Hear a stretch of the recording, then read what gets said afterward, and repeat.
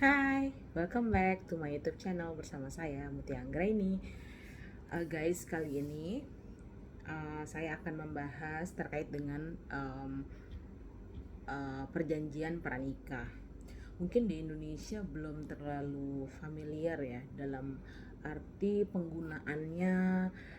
Perjanjian pranikah ini tuh banyak orang yang belum banyak menggunakan, mungkin karena dianggap tabu, juga mungkin dianggap sebagai ngapain sih ngatur-ngatur urusan harta gitu kan, sebelum nikah aja belum gitu. Banyak hal dan hal-hal yang dianggapnya ini adalah satu hal yang konotasinya lebih ke arah negatif.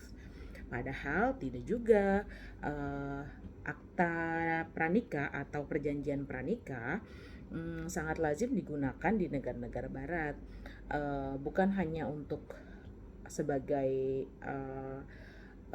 penggunaannya juga dapat banyak hal yang dapat didapat atau manfaat dari perjanjian pranikah ini gitu. Mungkin kita akan berawal dari pengertiannya ya. Jadi perjanjian pranikah adalah kesempatan tertulis yang dibuat saat pernikahan berlangsung atau sebelum pernikahan berlangsung.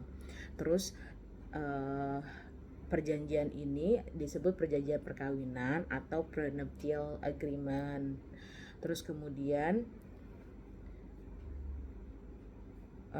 sebentar. Perjanjian ini tuh diatur di dalam Undang-Undang Pasal 29, Pasal 29 Undang-Undang Nomor 1 Tahun 1974 atau Undang-Undang Perkawinan.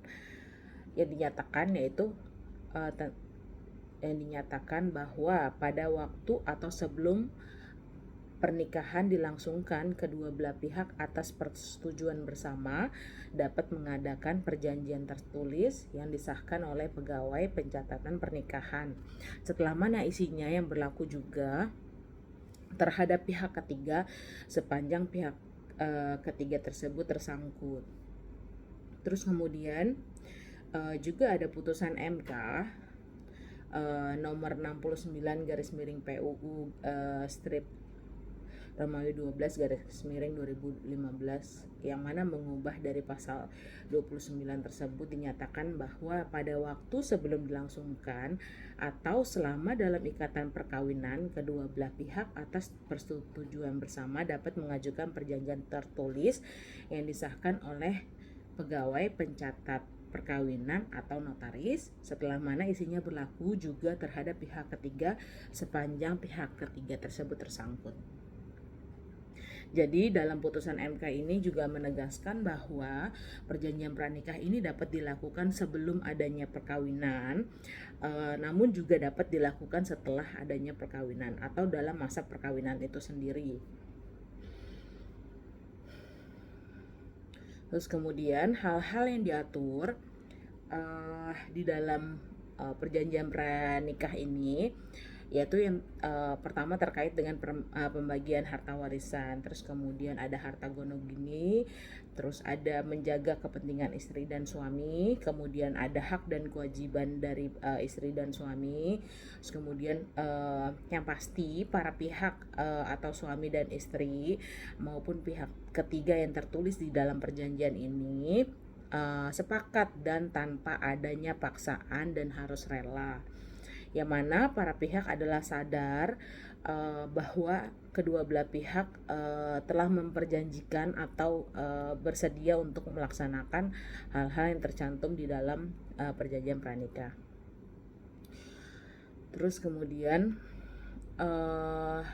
perjanjian pranikah ini juga dapat membahas tentang pembagian harta dan utang, terus kemudian anak dan keturunan.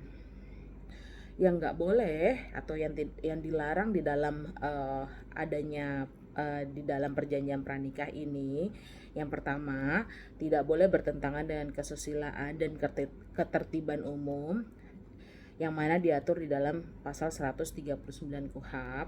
Kemudian tidak boleh mengurangi hak suami, diatur di dalam pasal 140 KUHP. Yang kedua, tidak boleh mengatur warisan, pasal 141 KUHP. tidak boleh, kemudian tidak boleh berat sebelah dalam hutang pasal 142 KUHP.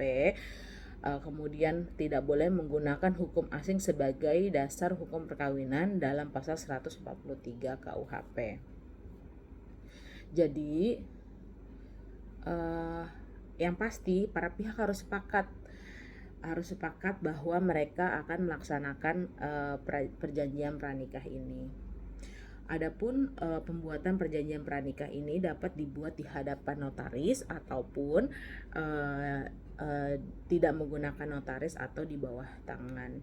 Hal tersebut sama-sama mengikat para pihak dan sama-sama sah dan berlaku. Untuk pembuatan perjanjian pranikah ini juga kami dapat mengakomodir atau dapat membantu pembuatan perjanjian ini apabila ada para klien atau kalian membutuhkan perjanjian pranikah ini untuk disepakati bersama antara suami, istri, dan pihak ketiga yang tersangkut di dalamnya. Untuk saat ini itu dulu dari perjanjian pranikah. Semoga kalian sehat-sehat selalu. Dah.